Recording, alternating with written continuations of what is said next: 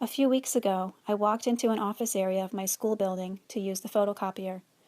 Adjacent to the copy room was the school social worker's door, and standing before it was an autistic student accompanied by one of my colleagues. The boy was crying and yelling indiscernibly. The teacher was visibly stressed by the situation and seemed to be waiting out the storm until the social worker could arrive. "May I try something with him?" I asked the teacher. "Be my guest. Nothing else is working," she replied. I sat down next to the boy. "I'm Mrs. Anderson," I said gently.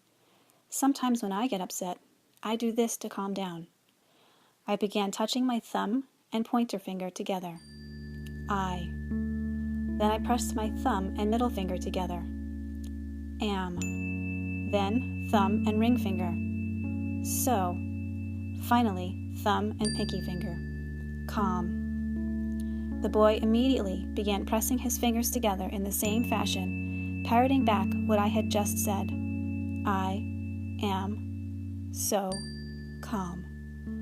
As soon as he began pressing his fingers together and saying the mantra, the yelling and crying stopped.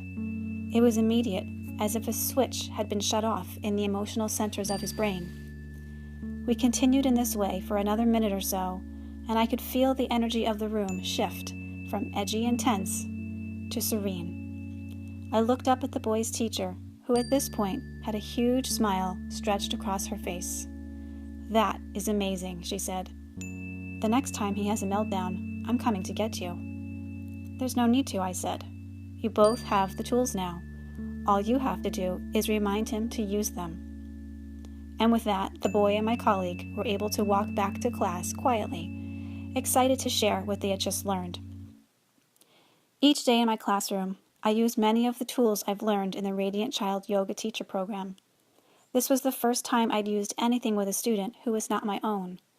I was astounded at how quickly he not only began using the strategy I was teaching, but also at how instantaneously he was able to calm down.